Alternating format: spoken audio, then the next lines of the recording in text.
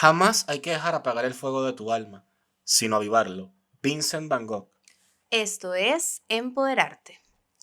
En el episodio de hoy estaremos hablando sobre la novela Jezabel y su adaptación cinematográfica. ¿Por qué vamos a hablar sobre esta novela? Llegamos a una serie de preguntas.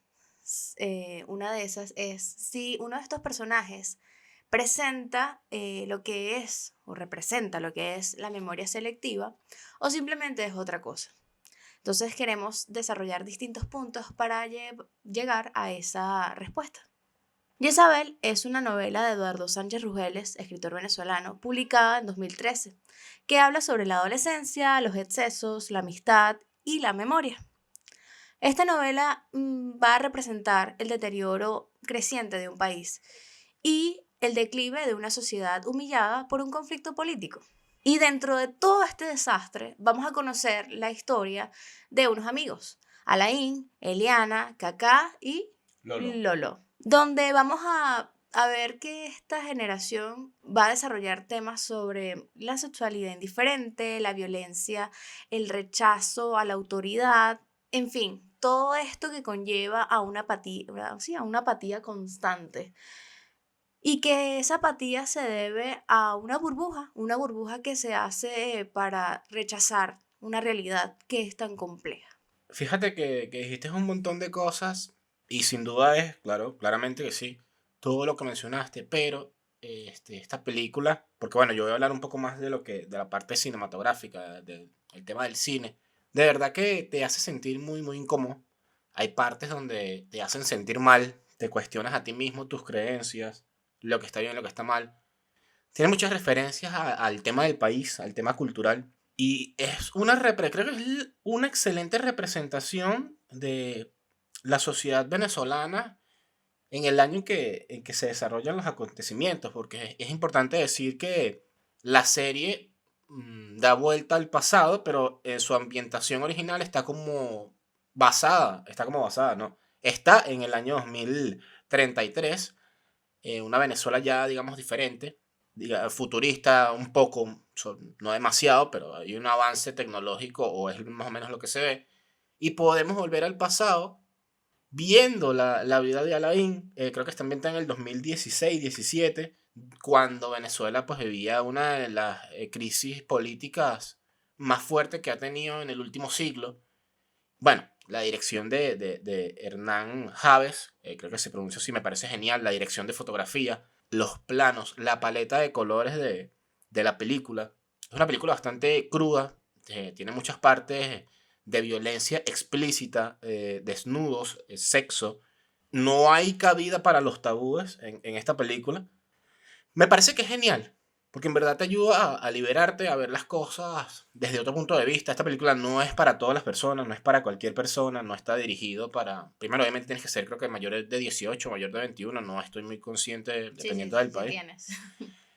Sí, bueno, esta novela a los dos, a ver, cuando yo la leí fue muy fuerte, pero el verla, todos estos recursos cinematográficos que tiene, claramente demuestran y hacen notar esa esencia, eso que quería transmitir el escritor. Es una película que te deja pensar, te deja pensativo, te haces miles de preguntas, rechazas totalmente a cada uno de los personajes, pero sabes que cada uno de ellos representa una realidad. Mira, yo te diré que... bueno, no dijimos si nos gustaba la película, o sea, hablamos como que más o menos de la película. A mí me encantó la película, aunque es un poco masoquista, porque la película en verdad te hace sentir mal, te hace sentir incómodo. Ves cosas que tú dices, bueno, visualmente es muy atractivo en algunas escenas, obviamente, pero en verdad, al final, es una película que demuestra lo baja que puedes llegar a ser la sociedad, la política, los temas de corrupción. Y yo estaba pensando y quería compartir contigo esto y con las personas que nos puedan escuchar. Uno puede llegar a pensar que lo más bajo de la sociedad está en la gente marginada, en la gente de bajos recursos, la gente pobre. Pero yo creo que Jezabel rompe en parte con ese estereotipo, ese pensamiento clasista. ¿Por qué lo digo?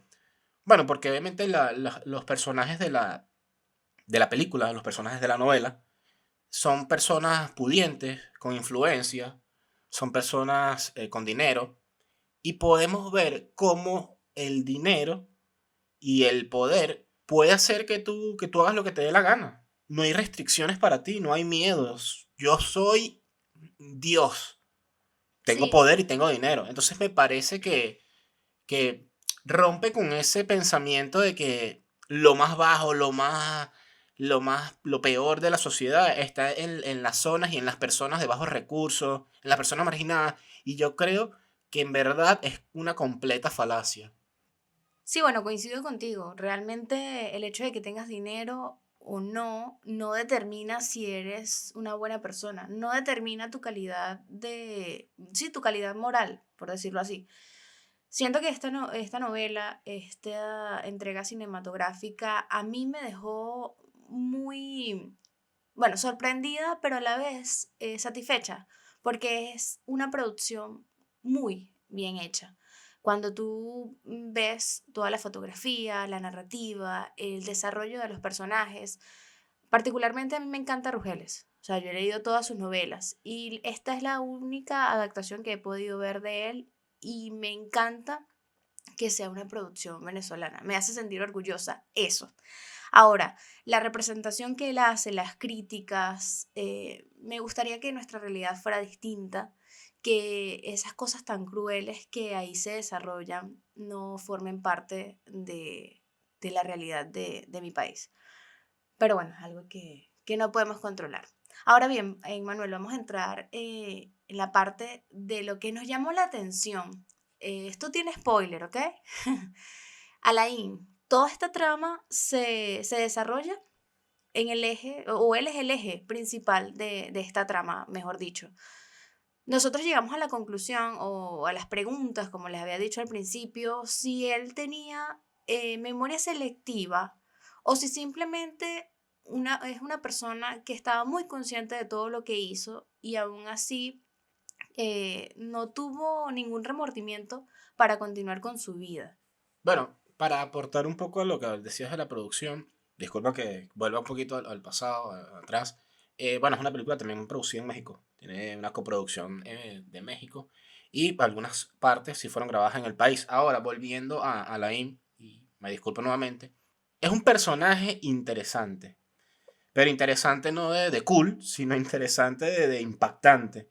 Porque Alain presenta, o a medida que se desarrolla la historia, ¿no? Que vamos conociendo a los personajes, a cada uno de estos jóvenes que en el pasado, pues ellos son adolescentes, ellos están en el bachillerato, la secundaria. Podemos ver un patrón en ellos que es interesante. Primero, Alain, bueno, obviamente vamos de nuevo, alerta de spoiler, es un loco. Literalmente, en todo el sentido de la palabra, es un personaje que tiene un perfil psicópata, es un personaje manipulador, pero tú no sabes nada de esto hasta que ha pasado tiempo en la película y ya casi al final te revelan como la verdad. Lo que pasa, y es el tema de que, bueno, ¿por qué memoria selectiva? El personaje cuenta, o la historia cuenta, sucesos, acontecimientos, experiencia de ellos, donde la postura del mal o o sea, Todo se le adjudica a otra o persona. sea, exacto.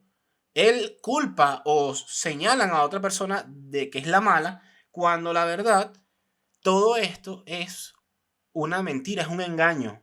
Es un engaño. Autoengaño, sí. A mí, cuando yo estaba leyendo la novela, quiero decir que sí me acerqué un poco no es por nada, pero sí me acerqué un poco al final. O sea, sentía que había algo raro en Alain, algunas actitudes, ciertas escenas que se desarrollan. Pero igual me sorprendió, igual fue como, wow, porque ¿cómo puedes tergiversar tu propia historia para justificar tus hechos? No sé, es súper extraño. Bueno, es importante mencionar que él, esta historia se la está contando a un tercero, a lo que es en el presente su pareja, un periodista. Bueno, Alain es un personaje bisexual, por si había que aclararlo, pero ajá. Toda esta historia o todo lo que vamos viendo, lo que se va narrando, lo sabemos porque él se lo está contando a su pareja actual, que es periodista, que él empieza como a investigar, a querer saber un poco sobre el pasado de Alain, sobre la amiga de ellos que falleció. Y entonces ahí, en medio de esas conversaciones, de esos, buscando, de esas investigaciones, Flashback.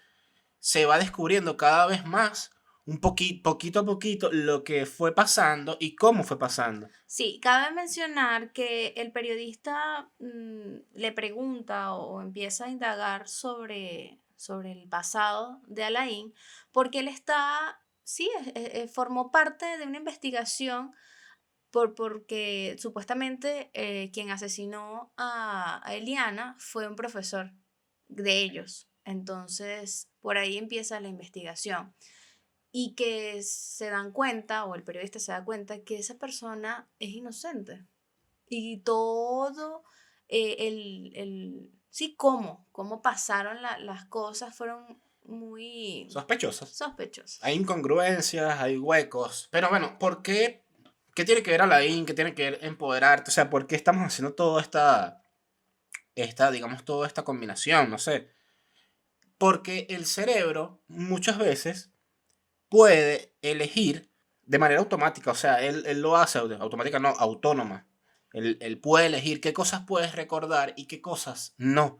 Por eso queríamos hablar de la memoria selectiva y los efectos que puede tener en nosotros. Es interesante porque científicamente no está comprobado, o sea, no hay pruebas así, digamos, estudios y todo ese tema que comprueben que el cerebro tiene la capacidad de elegir qué recordar y qué no. Y creo que más allá de qué recordar es cómo recordarlo. Se dice que la memoria selectiva es un fenómeno neurológico que explica por qué algunas personas pueden acordarse muy bien de algunas cosas y olvidar completamente otros sucesos. Puede pasar que olvides un suceso porque sea muy traumático, porque realmente tu mente te va a proteger de eso que fue muy malo y para poder continuar necesitas olvidarlo. Pero como decía Emmanuel, no es que nosotros conscientemente tenemos la potestad de archivar todos esos sucesos y meterlos en una carpeta o en una papelera. Realmente no tenemos esa potestad. Y la memoria selectiva, eso, no se puede manipular. Ahora bien, yo creo que nuestro personaje principal, que es un antihéroe, como ya lo hemos desarrollado, Alain, no es la representación de una persona que tenga memoria selectiva, simplemente es una persona psicópata. Ese es mi pensar, porque él tenía un perfil bastante notorio, ya cuando se destapa la olla, falta de empatía, poder de manipulación y todas estas características, al principio él las cuenta como que si estas las tuviera la otra amiga.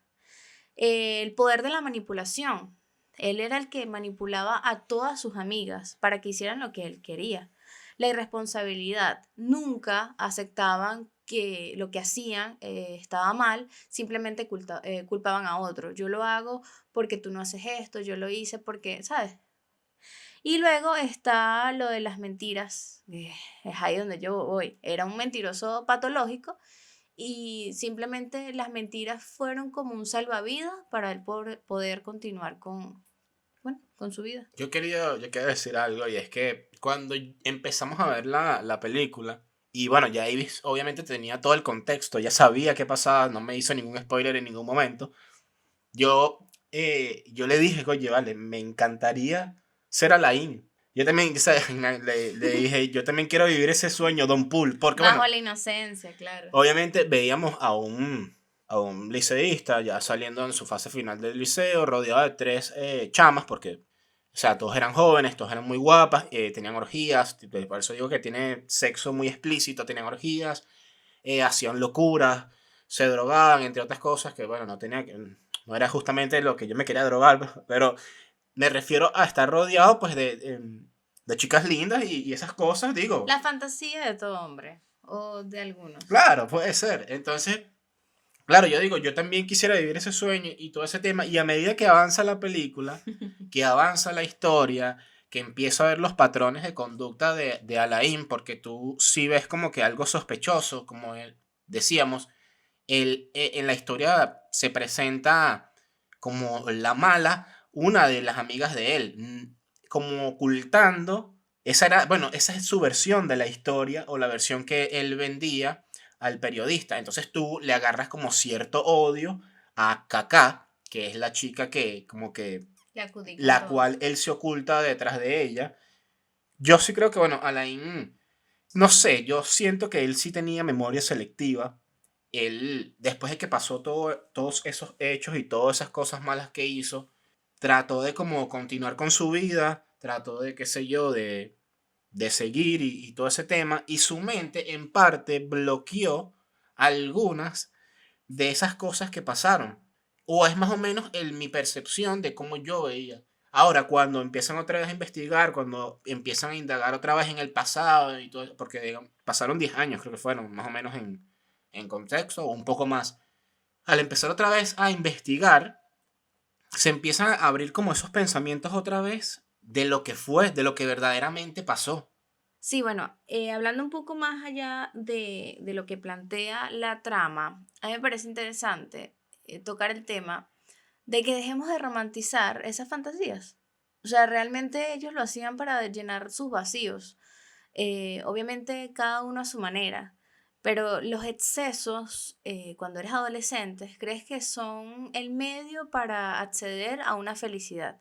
Pero no, no es así. Realmente ellos tenían una relación, no voy a decir poliamorosa, porque realmente no creo que haya sido así, pero querían eso, convertir su burbuja en algo como un oasis, algo muy utópico, pero cada uno tenía sus carencias, cada uno tenía muchos huecos. Por ejemplo, Eliana tenía el deseo de ser prostituta o vender contenido porque solo así iba a tener mucho dinero.